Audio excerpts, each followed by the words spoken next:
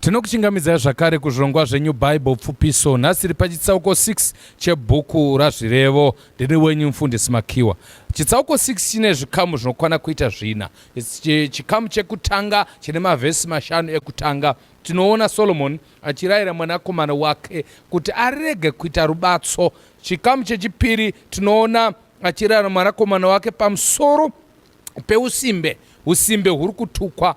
And then chikamu chechitatu tinoona Solomon achinyora izvo zvinovengwa naJehovha. Ozopedzisira nenyaya yakambotanga apo nezuro, nyaya yekushata kwoupombwe. Ndo nyaya dzandikati dziri mukati mechitsauko chezuva ranhasi. Regai tiongorore zvishomanini zvirimo tigokwanisa kunamata pashure. Solomon ari kuti, mwanakomana wangu, nyaya yeushamwari uichenjerere. Pane mumwe ushamwari hunoenda kure zvokuti unoita rubatso kuita shuriti, kuti munhu arunokwereta chinhu obva wati nyora zita rangu kana kuti ndini ndinopupura, saka ndoda kuti kana zvazoipa munozotora zvinhu kwandiri, ndini ndinobhadhara. Nyaya yeushamwari I think tinoiona. Uno mwana ane foni kumba, kunzi foni ndeyani? Ndeye shamwari yangu. Vakomana, nyaya yeushamwari yakaoma. Solomon ari kuti iyo yekuti uri kuitira shamwari yako unozvipinza panjodzi nezvinhu zvakaita saizvozvo. Ndo zvaari kurayira panapa. Chechipiri anobva ati simbe. Apa haasi kuti asinonga ari kutaura mwana wake, but ari kutaura anonzi mafacts, stating facts. Ari kuti enda kumujuri iwe simbe, cherechedza nzira dzawo ugova wakachenjera. Ivhezi dzatinozivaka. Iwe simbe, uchavata pasi kusvikira riniko? Uchamuka riniko pahope dzako? Kumbovata zvishomanene, kumbotsumwaira zvishomanene, kumbofungatira maoko zvishomanene, ndizorore. Saizvozvo urombo hwako huchasvikawo segororo, imwe inonzi banditi.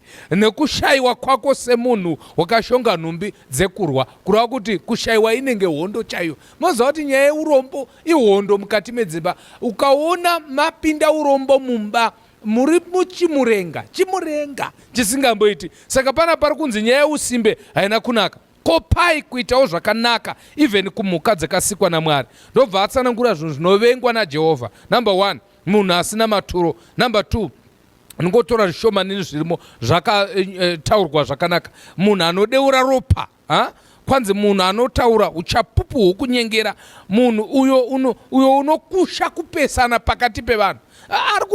Mwari ari kurayirwa komana, kana tichizoti hedu ameno, pati kurayira kuripo. Pakupedzisira anobva ataura pamusoro pekushata kwoupombwe kubva pavhesi ya20 kusvika pavhesi ya35. Nyaya iyi haisidikiba. Solomon nhasi yakora moto. Ari kuti kana munhu, pane munhu iri ungaisa moto muchipfuva chake umu, kana nguo dzake dzikasasviba. Kana munhu ungatsika mazimbe anopisa, tsoka dzake dzikasapiswa. Kwendizvo zvakaita munhu ungaunopinda kumukadzi wokwake. Zvoti nyaya yeupombwe, moto inonzi fire, mazimbe, nyaya yeupombwe.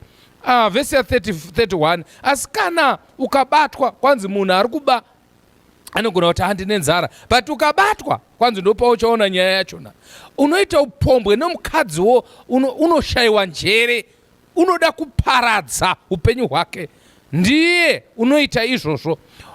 Uchazozviwanira mavanga. Mune mavanga munyaya idzi dzatiri kutaura panapa. Saka ndo zvikamu zvina tinokurudzira kuti muverenge chitsauko chezuva ranhasi. Ameno zvamungada kuti munamatire. Ini mwoyo wangu wainda papfungwa yeusimbe. Nyaya yeusimbe iri kuita kuti vanhu vabe, iri kuita kuti vanhu vaite chitsotsi, iri kuita kuti vanhu vafungudze kuti pane mweya itsvina.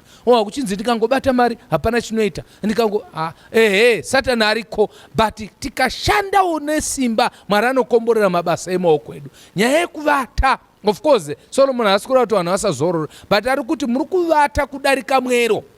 Kwanzi ucharamba wakavata kusvika rini? Kureva kuti wakuvata nenguva yekushanda. Ngatisevenzei vanhu vaMwari.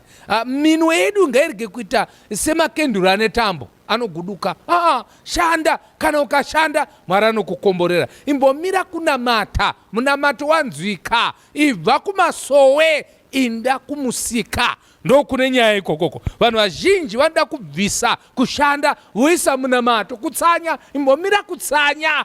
Shanda. Kana washanda, Jehovha anokukomborera. Izvozvizvi vanhu vakawanda vavete kuvata chekwanza tiri mulockdown. Vamwe vari kuita pane zvavari kutoita izvozvo. Iwe akalokegwa zhara manje, munhu akalokegwa anodla.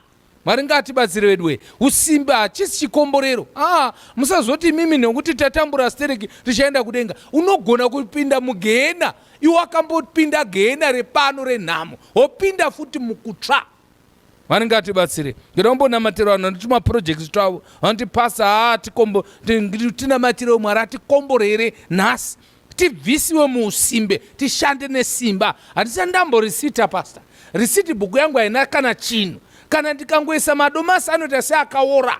Mwari ngatibatsire tiwanewo chimwe chinhu chinobatsirawo vana vedu. Vana vedu vagorega kushorwa. Nyaya yeupombwe imwe inokonzerwa nekushaya kwokuti mukadzi anobatsirwa nemurume wokumaraini kubhadhara school fees, anobatsirwa zvekuti mukadzi anopinda pamwidzo nokuti pamba hapana chinhu. Mwari ngatibatsire vedu tikwanise kuva vanhu vakatendeka. Ndo zvinonzi ava vanhu ava vakashanda panyika, vonopinda mudenga kunoshanda futi, nokuti kushanda hakusi kuzopera, nokuti kushanda hakuna kuuya after sin.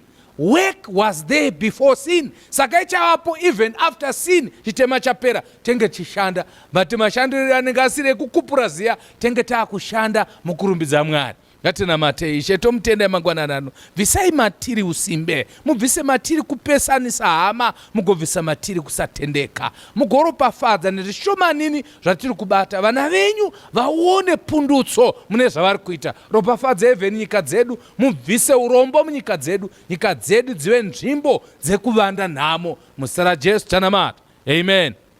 Anamudata +263 772 204 766. Mwari akukomborerei. Tosangana pachitsauko chinotevera.